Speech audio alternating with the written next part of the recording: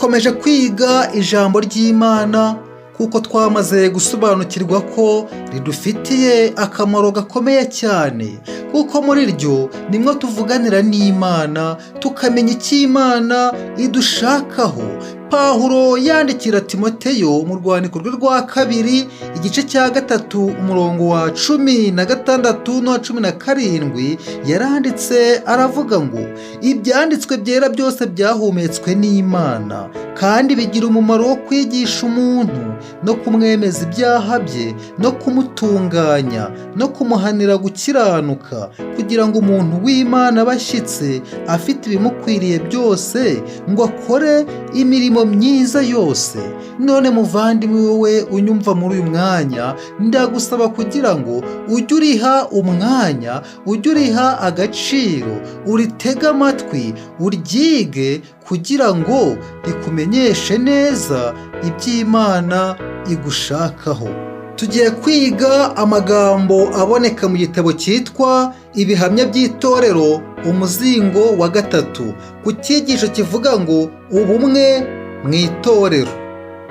Mu iyerekwa ryanjye riheruka neretswe itangizwa ryo kwamamaza ukuri ndetse n'iterambere ry'umurimo w'Imana mu karere kitwa Pacific Coast. Nabonye yuko umurimo mwiza wari warakozwe neza n'abantu benshi muri California, ariko ko hari benshi bavugaga ko bizera ukuri ariko batari biteguye gukomeza gukora umurimo w'Imana mu gihe gikwiriye ndetse no gukomeza kugenda nk'uko ubuntu bw'Imana bwaberekaga inshingano yabo. Nihabaho gukorera hamwe, hari umurimo mugari uzakorwa muri aka karere k'inkengero y'inyanja mu kumenyesha abantu ukuri. Iyaba abantu bose bafite ijambo mu bandi bumvaga akamaro ko gukorera hamwe kandi bagashaka gusubiza isengesho Kristo yasenze avuga ngo babe umwe nk'uko nawe ari umwe na Se, umurimo wo kwamamaza ukuri kugenewe iki gihe wagira imbaraga muri izi nkengero z'inyanja. Ariko ubwoko bw'Imana burasinziriye kandi ntabwo bubona ibikenewe mu murimo muri iki gihe. Ntabwo bwumva akamaro ko gukorera hamwe. Satani ahora ashaka guca ibice mu kwizera n'imitima by'ubwoko bw'Imana. Azi neza ko ubumwe ari imbaraga zawo, naho kwicamo ibice akaba ari ubunyantege nke bwabo. Ni ingenzi kandi ni ngombwa ko abayoboke ba Kristo bose basobanukirwa n'imitego ya Satani, maze kubwo kwishyira hamwe bakamurwanya kandi bakamutsinda. Bakeneye gukomeza gukorana imbaraga bakarwana bafatanyije, nubwo ubwabo byabasaba gutanga igitambo runaka. Abantu b'Imana bafite imiterere itandukanye n'uburyo bw'imikorere bunyuranye bahurizwa hamwe mu itorero. Ukuri kw'Imana ni kwakirwa mu mutima, kuzakora umurimo wako wo gutunganya, guteza imbere no kweza ubugingo ndetse no gutsinda imyumvire y'umwihariko n'urwikekwe bya buri muntu wese. Bose bakwiriye gukora kugira ngo barusheho kwegerana mu buryo bwose bushoboka. Abantu bose bakunda Imana kandi bagakurikiza amategeko yayo mu kuri bazateza impinduka nziza mu batizera kandi bazagarurira Kristo imitima, kugira ngo bazaririmbane indirimbo z'ibyishimo no kunesha imbere y'intebe ikomeye yera y'ubwami. Kwikanyiza kuzatsindwa kandi urukundo rusaze bakunda Kristo ruzagaragarira mu mitwaro bumva bikoreye kugira ngo bakize ubugingo bwabo yapfiriye. Neretswe imiryango myinshi itabaho nk'uko Yesu ashaka ko ibaho. Bafite umurimo bagomba gukorera mu rugo iwabo mbere y'uko bakomeza bakajya mbere mu buzima bw'ibyamwuka. Neretswe ibya musaza wacu B, kandi nongera kwerekwa ibyabaye mu gihe cyahise ubwo yemeraga kwakira ukuri kwa mbere. Icyo gihe ukuri kwateye impinduka mu mibereho ye ku rwego runaka. Inarijye yasimbuwe n'uko yumvaga ashishikariye ukuri. Yashatse kwerekanisha kwizera kwe imirimo ye, maze inyungu ze bwite zishirwa ku mwanya wa kabiri. Yakundaga umurimo w'Imana kandi agashaka guteza imbere inyungu z'umurimo wayo afite umunezero. Uwiteka yemeye umwete yagaragazaga mu kumukorera, kandi ikiganza cy'Uwiteka cyaramuhiriye. Neretswe ko musaza wanjye B yababaje Imana kandi yizanira umwijima mwinshi igihe yafataga imyumvire ye bwite akayihanganisha n'iya bene se ku bijyanye n'uburyo nyakuri bwo kubahiriza isabato. Inyungu z'umuvandimwe wacu B zari ziri mu kaga, ariko yanze kureba uburemere nyakuri bw'ikibazo cyariho. Iyo aza kuba ari mu mucyo, ntabwo aba yarakoze nk'uko yakoze igihe yahindukiraga akava iburasirazuba. Nongeye kujyanwa ku yindi ngingo mu mateka ye, maze mubona ari gukora urugendo. Igihe yabaga ari hagati y'abatizera, ntabwo yarekaga ngo umucyo we umurike imbere y'abantu kugira ngo babone imirimo ye myiza, maze bahere ko bahimbaze Data wo mu ijuru. Yibagirwaga Imana kandi akibagirwa n'inshingano ye yo guhagararira Umukiza we uko bikwiriye ahantu hose n'igihe cyose. Musaza wanjye B ni umunyantege nke ku ngingo zimwe na zimwe. By'umwihariko akunda gusingizwa no gushyeshywa, agakunda ibinezeza n'ibintu bitandukanye n'ibindi. Yishyize hejuru, avuga byinshi, ariko asenga gake gashoboka. Bityo Imana yamurekeye muri ubwo bunyantege nke bwe, kuko ateza imbuto zo guhesha Imana icyubahiro. Muri urwo rugendo yari afite amahirwe yo gukora ibyiza byinshi cyane, ariko ntabwo yabonye ko azabazwa n'Imana uburyo yakoresheje impano yahawe, kandi ko nk'igisonga cy'Imana azabazwa gusobanura niba yarakoresheje ubushobozi bwe kugira ngo yishimishe ubwe, cyangwa niba yarabukoresheje mu guhimbaza Imana. Iyo umuvandimwe wacu B yiyumvamo imbaraga z'urukundo rwa Kristo mu mutima we, yari kumva yitaye ku gakiza kabo yahuraga nabo, kugira ngo ashobore kubabwira amagambo yari kubatera gutekereza ku nyungu zabo z'iteka ryose. Yari afite amahirwe yo kubiba imbuto y'ukuri, ariko ntabwo yayakoresheje neza nk'uko byari bikwiriye. Yari akwiriye kuba yaragendanaga n'ibijyanye n'iyobokamana rye igihe yabaga ari hagati yabo mu muryango we. Ibyo yaturaga byera yavugaga ko yizera, ndetse n'ukuri kw'Imana byagombaga kuba bivanze n'ibitekerezo bye byose, ibyiyumviro bye byose, amagambo ye n'ibikorwa bye byose. Kristo yategetse abayoboke be kugendera mu mucyo. Kugenda bisobanuye gutera intambwe ujya imbere, dukoresha imbaraga zacu, dukoresha ubushobozi bwacu, tugira uruhare rugaragara mu murimo w'Imana. Nitudakoresha imbaraga zacu mu murimo mwiza Umukiza wacu yaduhamagariye gukora, ngo twumve akamaro ko gushyira imbaraga zacu muri uyu murimo buri wese ku giti cye, tuzagira iyobokamana rirwaye kandi ryagwingiye. Tubona intsinzi nshya binyuze mu bunararibonye twungukira mu gukora. Twunguka igikorwa n'imbaraga binyuze mu kugendera mu mucyo. kugira ngo tubashe kugira imbaraga zo kugendera mu nzira y'amategeko y'Imana. Dushobora kongererwa imbaraga kuri buri ntambwe dutera tugana mu ijuru. Imana izaha umugisha ubwoko bwayo igihe gusa buzagerageza kubera abandi umugisha. Impano zacu zikuzwa kandi zigatezwa imbere no gukora.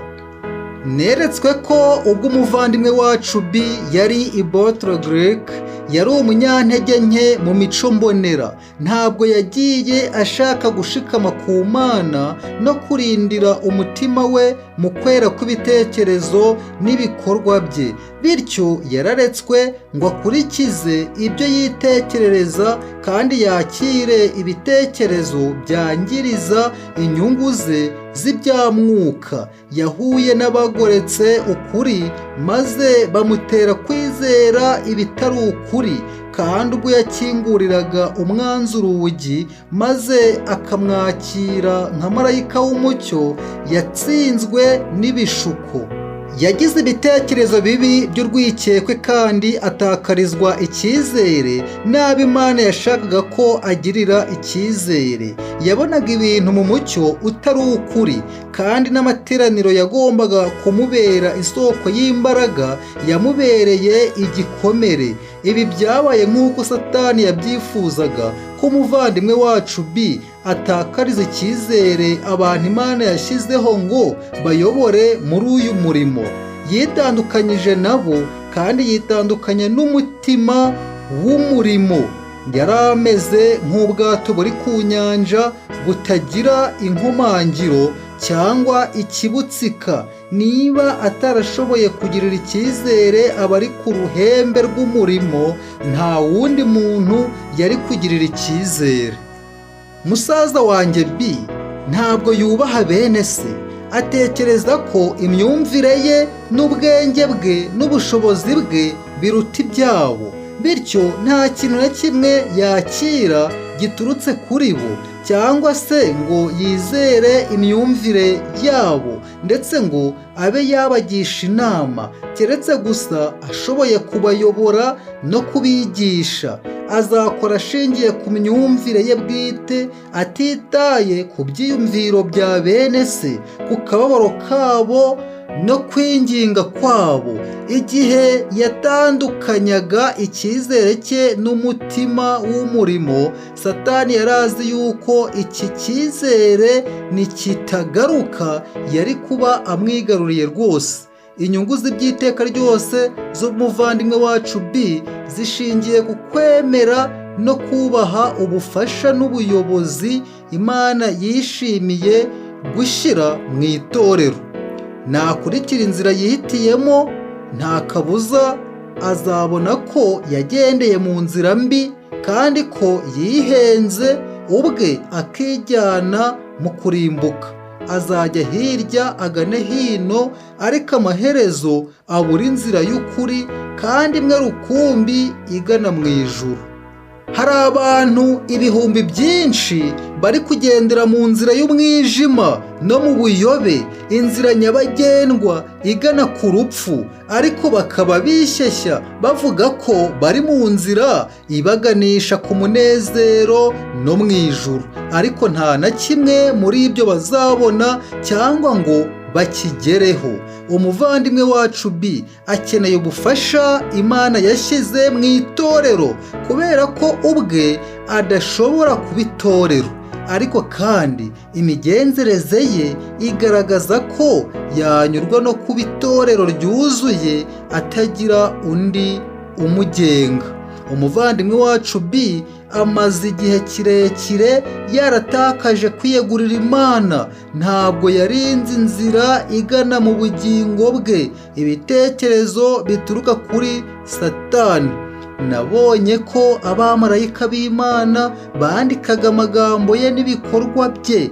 Yakomeje kurushaho kujya kure y'umucyo w'ijuru.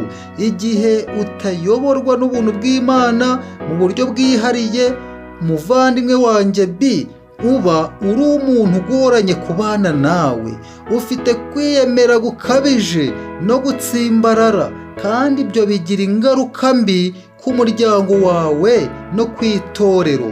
Ntabwo ugira uwo wubaha, ntabwo ufite umuco wo kwicisha bugufi. Musaza wanjye B yagarutse kuri izi nkengero ari mu mwijima mwinshi. Yari yaratakaje urukundo yakundaga ukuri n'urukundo yakundaga Imana. Amarangamutima ye ya kamere yaramutegekaga, kandi yari umwibone. Yarikundaga kandi agakunda amafaranga kurusha uko akunda ukuri n'umucunguzi we. Neretswe ko nyuma yaho agarutse ku nkengero, imigenzereze ye ari urukozasoni ku izina rya Kristo. Namubonye afatanye mu biganza n'abakundaga ibinezeza. Yababaje bene se kandi ababaza umukiza we, ndetse amukoreza isoni ku mugaragaro imbere y'abatizera. Neretswe ko guhera icyo gihe atishimiraga umurimo w'Imana cyangwa ngo yishimire gutera imbere k'ukuri. Yasaga naho afite umwete wo gushakisha mu byanditswe byera no gusoma ibyanditswe n'abanditsi batandukanye, atagamije gushikama ku ngingo z'ingenzi z'ukuri kugenewe iki gihe. Ubuntu bw'Imana bwamuhaye binyuze mu bantu ubwayo yitoranyirije, ahubwo yabaga agamije gushaka ibitekerezo bishya no kuzamura imyumvire mishya irwanya kwizera guhamye kw'itorero. Ntabwo ubushakashatsi bwe bwakozwe kubwo guhesha Imana icyubahiro, ahubwo bwakorewe gukuza igihe umuvandimwe wacu B yajyaga mu ruhande rubi. Byagaragaye ko kubona ikosa no kwihana ibibi bye bitari muri kamere ye, ahubwo kamere ye kwari ukurwanirira iryo kosa kugeza ku munota wa nyuma, atitaye ku ngaruka zavamo izo arizo zose. Bene uyu mwuka usenya itorero ndetse n'umuryango we. Akeneye kwiyoroshya mu mutima, maze akareka ubugwaneza, kwicisha bugufi n'urukundo bikinjira mu mutima we. Akeneye kuba umunyabuntu kandi akagira n'ubugwaneza. Muri make, akeneye guhinduka by'ukuri, akaba umuntu mushya muri Kristo Yesu. Ubwo nibwo impinduka ateza mu itorero zizaba nziza, kandi azaribera ubufasha rikeneye. Ab'umuryango we bazamukunda kandi bamwubahe, bityo azategeka abo mu rugo rwe kumukurikiza. Inshingano n'urukundo bizamubera ubufasha mu kurera abana be. Nabonye ko umuvandimwe wacu, umugore wa musaza wacu B, yari afite byinshi bimubabaje mu buryo umugabo we yamugenzerezaga. Mbona ko ubuzima bwe bwari bwarababaye cyane mu gihe umugabo we yashoboraga kubushimisha. Uwo mugore yasaga naho yakutse umutima kandi akumva ko asuzuguwe ndetse adakundwa n'umugabo we. Igihe yabaga adahari, inshuro nyinshi umugore yumvaga asa n'uruhutse kandi akagira ishyari, ndetse akumva nta cyizere afitiye umugabo we. Satani yabaga ahari azanye n'ibishuko bye, maze uwo mugore akarebera ibintu bimwe na bimwe mu mucyo urimo gukabya. Ibi byose biba bitarabayeho iyo umuvandimwe wacu B akomeza gusigasira kwiyegurira Imana kwe. Nakomeje kujyanwa kure, maze mbona yuko umuvandimwe wacu B yagenderaga mu kutizera no mu mwijima, mu gihe yirata avuga ko ari we wenyine ufite umucyo nyakuri. Uko yarushagaho kwitandukanya n'Imana, niko urukundo yari afitiye bene se n'ukuri rwarushagaho kugabanyuka. Neretswe umuvandimwe wacu B ashidikanya ingingo ku yindi mu ngingo zo kwizera kwacu zadukuye mu isi maze zitugira abantu batandukanye n'abandi kandi b'umwihariko, abantu bategereje ibyiringiro by'umugisha no kuzaboneka kuje kuzo kwa Yesu Kristo umwami n'umukiza wacu. Kutizera kwe n'umwijima we ntabwo byanyeganyeje inkingi mwikorezi zo kwizera kwacu. Ntabwo yahinduye ubusa ukuri kw'Imana. Ukuri gukomeje kuba ukuri, ariko yateje impinduka zimwe na zimwe mu mitima ya bene se. Inkuru z'iminwa ibeshya ku bijyanye n'umugabo wanjye nanjye ubwanjye yazanye azikuye iburasirazuba zateje impinduka zo guteza gushidikanya mu mitima y'abandi. Abatari badusobanukiwe ntibashoboraga guhagarara ngo batuburanire. Nabonye ko itorero ryakagombye kuba rifite abizera bikubye inshuro 3 zabo rifite ubu, kandi ko ryakagombye kuba rifite imbaraga zikubye inshuro 10 iyo umuvandimwe wacu B aba atarishyize mu biganza by'umwanzi. Mu kutizera kwe kuzuye ubuhumyi yakoze ibyo ashoboye byose ngo ace intege kandi atatanya bizera ukuri. Mu buhumyi bwe ntabwo yamenye ko imigenzereze ye yari ibabaje mu maso y'Imana. Gucika intege ndetse n'umwijima yateje byatumye imirimo y'umuvandimwe wacu C ikomera byikubye kabiri, kubera ko impinduka yateje zitigeze zimenywa gusa n'itorero ahubwo zageze no ku yandi matorero. Icyigisho kibaye kirekire, reka turangirize hano umugabane wa mbere uvuga ku by'umuvandimwe wacu B. Tuzakomeza n'undi mugabane wa kabiri. Ariko nshuti yanjye wowe wakomeje kuntega amatwi, reka nkubwire ko uyu B ashobora kuba ari wowe, ashobora kuba ari jye, kuko iyi nyuguti ya B ni insimburazina ry'umuntu runaka uri ahantu naho runaka hatavuzwe izina aho ariho hose ku isi. Reka rero niba hari aho watsinzwe cyangwa nanjye umaze umwanya nkusomera niba hari aho natsinzwe, duharanire kwihana, duharanire gushira mu kuri icyo ijambo ry'Imana rishaka, aho kugira ngo twebwe twishirireho urugero rwacu ndetse dushake no gutesha agaciro iby'Imana yahaye agaciro. Reka rero dusabe Mwuka Wera kugira ngo akomeze dusobanurire byinshi biruseho tutabashije no kugezaho intekerezo zacu. Ibyo nibyo nkusabiye nanjye ntiretse, mu izina rya Yesu Kristo umwami n'umukiza wacu. Amen.